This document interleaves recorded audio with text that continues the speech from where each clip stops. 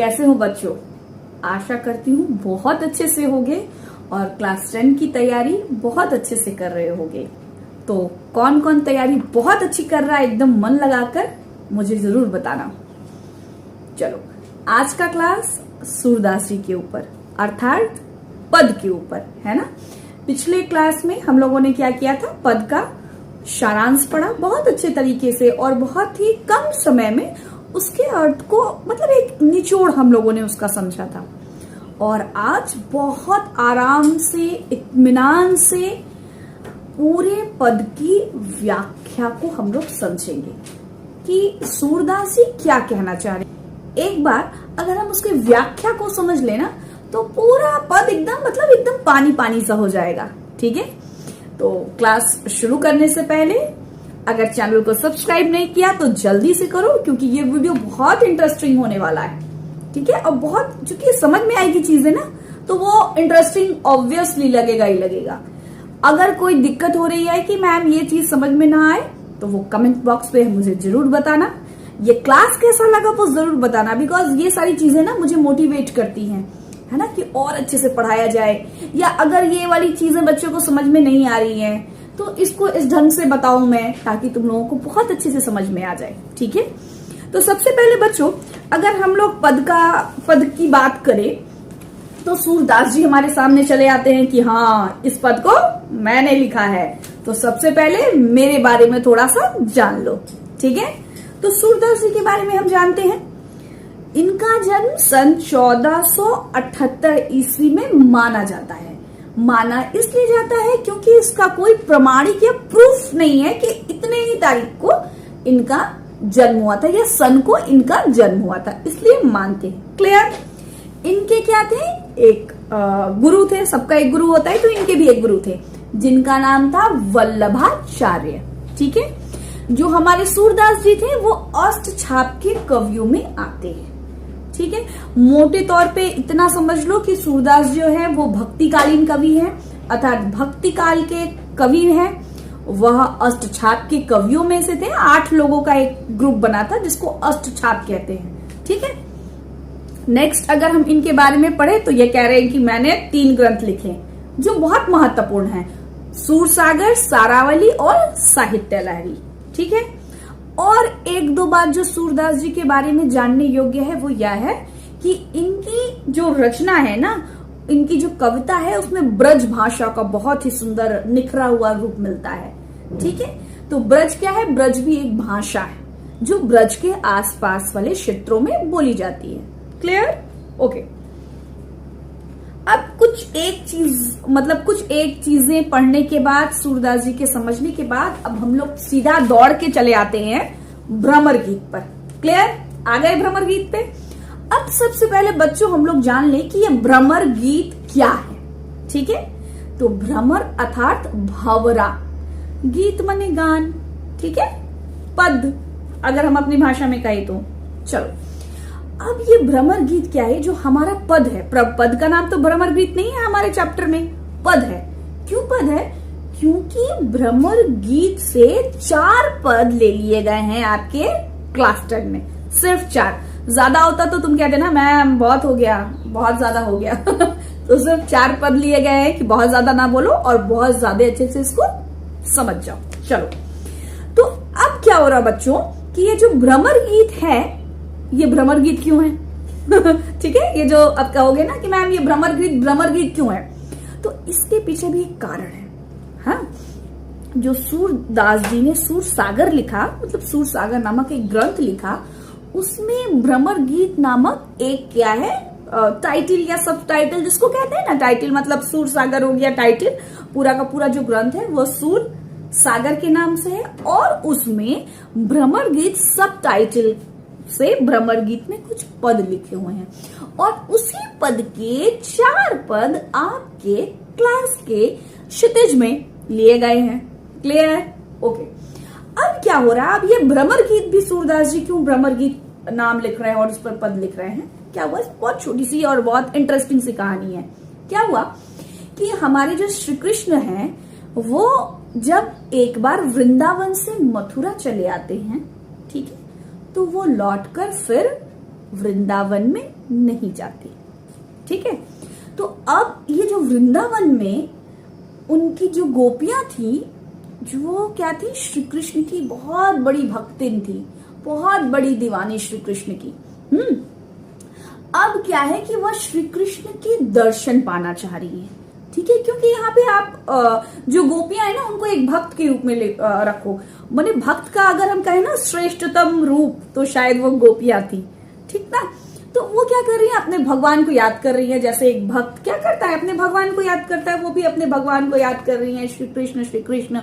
और क्या चाह रही है, एक भक्त क्या चाहता है कि उनके भगवान का दर्शन हो जाए, इससे अच्छा और क्या ही बात होगी, है ना। तो वो क्या चाह रही है कि मेरे भगवान आ जाए श्री कृष्ण और हमें क्या दे, हमारे दर्शन दे। ठीक, अब कृष्ण भगवान जी क्या कर रहे हैं, कृष्ण जी अपने फ्रेंड उद्धव को गोपियों के पास भेज रहे हैं। क्यों, चिट्ठी लेकर, अपना चिट्ठी, वो अपने हाथों से चिट्ठी लिखते हैं, पत्र लेकर, अपना संदेश देकर वो क्या कर रहे हैं, उद्धव को भेज रहे हैं। आप कहोगे मैम संदेश क्यों भेज रहे हैं, तो बच्चों प्यारे प्यारे, संदेश इसलिए भेज रहे हैं क्योंकि उस समय इंटरनेट नहीं था, फोन नहीं था, तो वो फोन कैसे करेंगे, या फेसबुक पर या व्हाट्सएप पे मैसेज कैसे करेंगे, है ना। तो उस समय कृष्ण ने क्या किया, अपने मित्र, ये तो बात हो गई थोड़ी सी मजाक वाली, खैर चीजों को अच्छे से हल्के फुल्के से पढ़ेंगे ना तो बहुत जल्दी समझ में आएगा, है ना। तो श्री कृष्ण ने क्या किया, उद्धव को अपना संदेश दिया और कहा ये गोपियों को जाकर दे दो। क्लियर। अब उद्धव आते हैं, एकदम ज्ञानी व्यक्ति हैं। हाँ, अब यहाँ पे एक चीज बहुत अच्छे से समझ लो बच्चों, कि जो उद्धव है ना, वो क्या करते हैं, वो निर्गुण ब्रह्म की उपासना करते हैं या उपासक रहते हैं। ठीक, और जो गोपियां हैं वो सगुण की उपासिका हैं। अब बोलोगे मैम ये निर्गुण और सगुण क्या है ना। तो बच्चों बहुत इजीली वे में समझ लो, बहुत इजी वे में समझो कि जो गोपियां हैं वो सगुण भक्ति करती हैं, अर्थात सगुण अर्थात ऐसे भगवान जिसमें आकार होता है, प्रकार होता है। ठीक है, जिसमें आकार होता है, जैसे आंख, कान, नाक, मुंह, ये सारी चीजें होती हैं। अर्थात उसका एक स्वरूप होता है, और अच्छे लैंग्वेज में कहो तो उसका एक स्वरूप होती है, एक आकृति होती है। तो जैसे गोपियां भक्ति करती हैं तो श्री कृष्ण की करती हैं, जैसे श्री कृष्ण एक आकार प्रकार, मतलब एक मनुष्य, या कह सकते हो कि एक आकृति है, एक मनुष्य है। मनुष्य तो नहीं कह सकते, भगवान है ना। तो कहने का ये मतलब है कि उनका एक साकार रूप है। क्लियर। अब ये जो उद्धव है, ये उद्धव क्या है, निर्गुण निराकार ब्रह्म की उपासना करते हैं। निर्गुण अर्थात वह भगवान, वह ईश्वर कह सकते हो, या वह परम शक्ति कह सकते हो, जिसमें आकार या प्रकार नहीं होता, वो निर्गुण निराकार होता है, मतलब एक ब्रह्म की उपासना करना। ठीक, तो अब तुम देखो यहाँ जो गोपियां हैं वो क्या है, सगुण की भक्ति करने वाली हैं, सगुण भक्ति को मानती हैं। और यहाँ पे क्या आ गए, उद्धव जो निर्गुण भक्ति के उपासक हैं, या जिनका मानना है कि हमारी जो भक्ति है ना, वो किसी एक रूप, रंग, आकार, प्रकार या स्वरूप पर नहीं होनी चाहिए, वो निर्गुण की उपासना होनी चाहिए, ब्रह्म की उपासना होनी चाहिए, वहां योग होना चाहिए। और गोपियां इसके पूरा का पूरा विपरीत है। अब क्या हो रहा है कि अब तो वो संदेश लेकर आ जा रहे हैं, कौन, उद्धव। ठीक, अब वो गोपियों को, अब उनके अंदर तो बहुत ज्ञान है, वो अपने आप को बड़ा ज्ञानी समझते थे, वो गोपियों को ये बहुत सारी बातें कर रहे हैं, ऐसे वैसे वैसे। अब गोपियां क्या है, मतलब उनके अंदर उनको बड़ा गुस्सा आ रहा है उनकी बातों को सुन के, कि यार ये क्या, कितनी सारी मतलब हमें ज्ञान की बातें दे रहे हैं, वो क्या कर रहे हैं, निर्गुण ज्ञान दे रहे हैं, जो गोपियों को पसंद नहीं आ रहा है। ठीक है, तो अब गोपियां क्या कह रही हैं, डायरेक्ट उद्धव को कुछ कह भी नहीं सकती, उद्धव को है ना कुछ अपशब्द या कोई भी कठोर शब्द नहीं कह सकती। क्यों, क्योंकि जो उद्धव है वो गोपियों के जो आराध्य हैं, गोपियों के जो प्रभु हैं, उनके फ्रेंड हैं। ठीक है, बड़ी मर्यादा वाली थी, बोल नहीं सकती है कुछ। अब इन्होंने क्या किया, जब उद्धव अपना ज्ञान का संदेश दे रहे थे, अच्छा तो इनको नहीं लग रहा था गोपियों को, लेकिन क्या ही कर सकती हैं, वो खड़ी हैं अंदर ही अंदर बहुत गुस्सा लिए हुए। वैसे एक भंवरा आ जाता है और गोपियां क्या करती हैं, बड़ी चालाकी के साथ, बिकॉज गोपियां रहती तो मतलब बहुत भक्तिन है ना, भक्ति का जो श्रेष्ठ स्वरूप है, बट वो बहुत इंटेलिजेंट है। उनमें वाक चातुर्य मतलब ऐसे कुट कुट के भरा हुआ है। वाक अर्थात बोलना, चातुर्य अर्थात चतुरता, चालाकी। तो बड़े अच्छे ढंग से मतलब बोलना जानती कि कैसे किसको क्या बोलना है। तो अब वो क्या कर रही हैं, भंवरे को इंगित करके अपनी जितनी भड़ास है सारी भंवरे पे निकाल दी है, सारी चीजें भंवरे को बोल रही हैं, है ना, उद्धव को डायरेक्ट ना बोलकर। और जब वो भंवरा आता है वहीं से भ्रमर गीत का आरंभ होता है। तो ये जो भ्रमर गीत है वह उद्धव और गोपियों के बीच एक संवाद है। क्लियर? आगे बढ़े, चलो। अब हम ये जो पृष्ठभूमि है ना भ्रमर गीत की, उसके बाद चले आते हैं दौड़कर पद पर कि अब तो हम समझ गए है ना कि क्या चीज है, क्या चीज बोलना चाह रहे हैं, कैसे ये गीत का प्रारंभ, पद का प्रारंभ हुआ। अब हम आते हैं पद पर। चलो, पहला पद, उद्धव तुम तो अति बड़भागी, अपरस रहत स्नेह तगाते नाहिन मन अनुरागी। अब जो कहानी शुरू कर रही है, बात शुरू कर रही है, गोपियां बहुत वाक चातुर्य है उनमें, बहुत में कूट कूट कर भरा हुआ है। इतनी साफ तरीके से, इतने बड़े तरीके से उद्धव को बोल रही है कि मतलब उनको वो फुला दे रही है। क्या कह रही है? उद्धव अर्थात उद्धव, तुम तो मतलब हो, अति मतलब बहुत ज्यादा, बड़भागी अर्थात भाग्यवान हो। भाग्यवान मतलब जिसका भाग्य बहुत अच्छा होता है, या लकी टाइप का हम कहते हैं ना किसी को कि यार तुम तो बड़े लकी हो, पढ़ते भी नहीं और नंबर भी आ जाता है। तो ऐसा होता नहीं है, लेकिन है ना, पढ़ना पड़ता है। कौन कौन अच्छे से पढ़ता है और कौन कौन आपको ऐसा लगता है कि आपके क्लास में ठीक से पढ़ाई नहीं कर रहा है? जल्दी से मुझे बताओ, देखती हूँ। नेक्स्ट क्लास लूंगी उनका नाम लेकर मैं उनको बताऊंगी कि कौन कौन अच्छे से पढ़ाई नहीं कर रहा है। चलो, उद्धव तुम तो अति बड़भागी, ये हम समझ गए कि वो उद्धव को कह रही हैं कि तुम्हारा जो भाग्य है वो बहुत अच्छा है, अति बड़भागी हो, बहुत भाग्यवान हो। अब क्यों? अपरस रहत स्नेह तगाते नाहिन मन अनुरागी। अपरस अर्थात बिल्कुल अछूता, रहत मतलब रहना, स्नेह तगाते, स्नेह मतलब स्नेह, प्रेम, तगा मतलब धागा, ठीक है। अब वो कह रही है क्यों तुम बड़े बड़भागी हो? क्योंकि तुम वो जो अपरस रहत स्नेह तगाते, वो जो स्नेह का धागा है ना, प्रेम का जो धागा है, उस धागे से, उस बंधन से तुम बिल्कुल क्या हो? अछूते हो, बंधे ही नहीं तुम उस धागे में। श्री कृष्ण के प्रेम अर्थात भक्ति, है ना। जब जब यहाँ पे मैं प्रेम का नाम लूंगी, प्रेम अर्थात आप डायरेक्ट समझ जाना कि मैं भक्ति की बात कर रही हूँ। तो कह रहे हैं कि मतलब आप तो प्रेम के बंधन में कभी बंधे ही नहीं। नाहिन मन अनुरागी, और नाहिन मतलब ना, नहीं, मन अनुरागी, अनुरागी अर्थात प्रेम, मन मतलब तो मन, है ना। नाहिन मन अनुरागी अर्थात आपके मन में न कभी अनुराग आया, न कभी स्नेह आया, न कभी प्रेम आया, मतलब आप तो क्या है? बहुत ही भाग्यवान हैं। पुरहीन, अब नेक्स्ट वो क्या कह रही है ना, पुरहीन पात रहत जल भीतर तारस देह न दागी। पुरहीन पात मतलब कमल का पत्ता, रहत जल भीतर मतलब वो जो पुरहीन का पात होता है, मतलब कमल का जो पत्ता होता है, वो क्या होता है? जल के भीतर होता है। हम सभी को पता है कि कमल कहाँ पर होता है ना। तो जब कमल पूरे के पूरे पानी में होता है तो उसके जो पत्ते होते हैं ना, तुम देखोगे हमेशा वो क्या करते हैं? पानी में क्या होते हैं ना, डूबे रहते हैं। तो पुरहीन पात रहत जल भीतर, जिस तरह से, अब वो क्या कर रही है? एग्जाम्पल दे रही है। जो दिमाग वाले होते हैं ना, वो क्या करते हैं? अपनी बात को रखते हैं देन तुरंत एग्जाम्पल दे देते हैं ताकि हम उनकी बात को काट ना सके, है ना। इतना अच्छा एग्जाम्पल हो कि लगे कि हाँ बात तो बिल्कुल वो सही कह रहा है। ताह रस देह न दागी, और उसी तरह जिस तरह से पुरहीन का पात जल के भीतर रहता है और उसके देह में, मतलब हमेशा जल के भीतर रहता है, लेकिन फिर भी उसके देह अर्थात शरीर, न दागी मतलब न मतलब नहीं, दागी मतलब दाग, उसके शरीर पर एक दाग भी नहीं लगता। वो जल के भीतर है और पानी का एक दाग भी उसके शरीर पे नहीं लगता, है ना। ठीक उसी प्रकार आप हैं उद्धव, है ना। आप तो श्री कृष्ण के साथ में एकदम रह रहे हैं, है ना, लेकिन फिर भी आपके अंदर भक्ति क्या हुआ है? हुआ ही नहीं, भक्ति का प्रस्फुटन ही नहीं हुआ, आपके अंदर भक्ति ही नहीं आई। तो आप तो बड़े भाग्यवान निकले, है ना।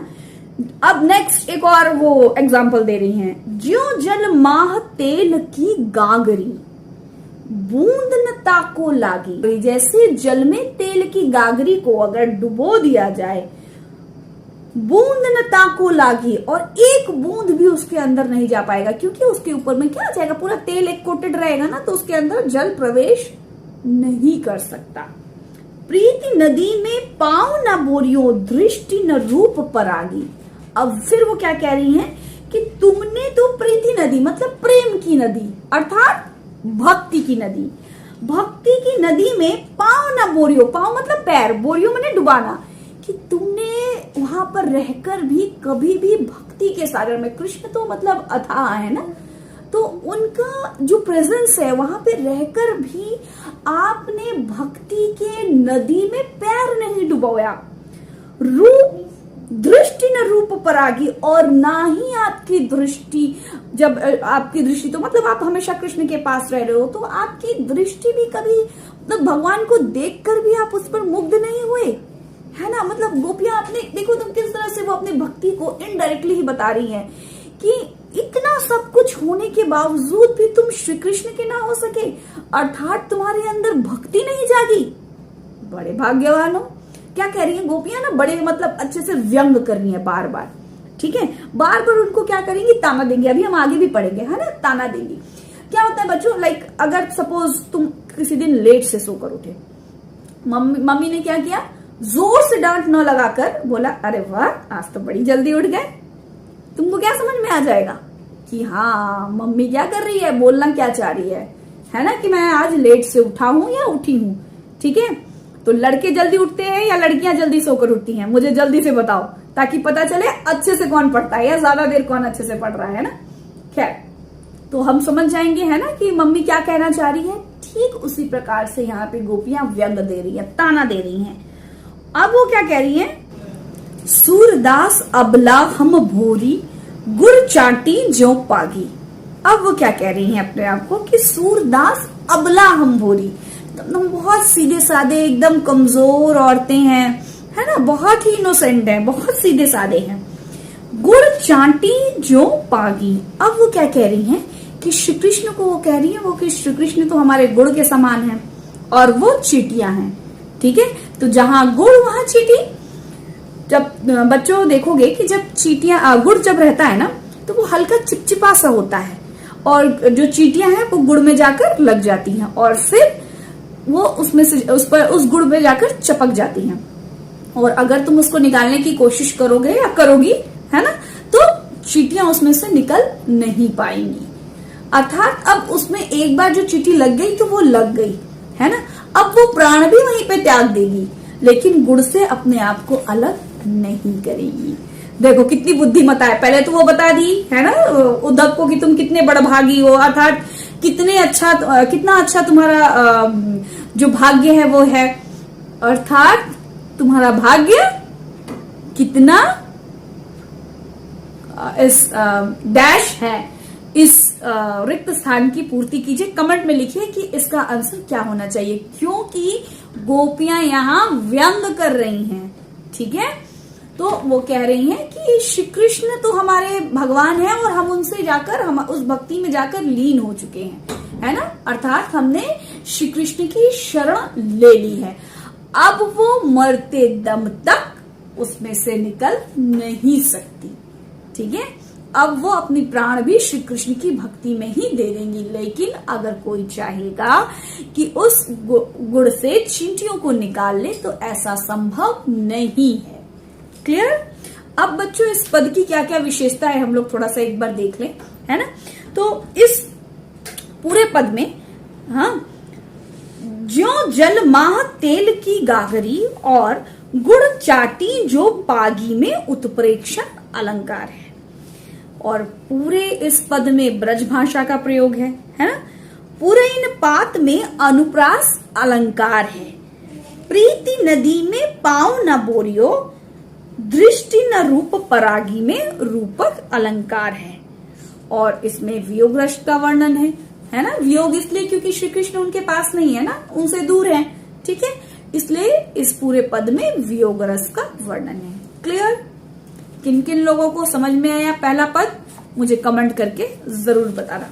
नेक्स्ट, अब हम आते हैं दूसरे पद पर। मन की मन ही मांझ रही, कहिए जाई कौन पे उधो, ना ही परत कही। अब वो क्या कह रही है, अब वो विरह का, अपने दुख, अपने दर्द का वर्णन कर रही है। वो क्या कह रही है, मन की मन में, मतलब मन तो हम जानते हैं, मांझ मतलब अंदर, मांझ रही थी। कहिए जाई कौन पे उधो, ना ही परत कही। ठीक है, कि इतने दिनों से वो अपने अंदर उस विरह को, उस दर्द को, उस पीड़ा को क्या कह रही थी, कर रही थी, सह रही थी। और किसी से कहिए जाकर कौन पाए उधव, मतलब वो किसको जाकर अपनी विरह कह सकती है, किसी को अपनी विरह की, अपनी दुख की, जो उनके अंदर जो ईश्वर से मिलने की जो तड़प है, जो इच्छा है, वो किसको जाकर कहती है ना ही परत कही। वो किसी से, दूसरे से तो वो बता भी नहीं सकती हैं। अवधि आधार आस आवन की, तन मन बिथा सही।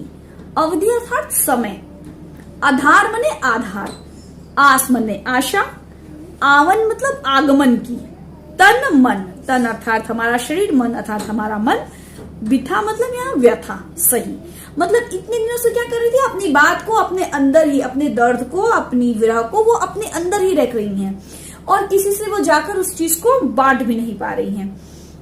अवधि आधार आस आवन की, मतलब इतने समय से वो क्या कर रही हैं, अपने मन को उन्होंने समझा बुझा कर रखा है।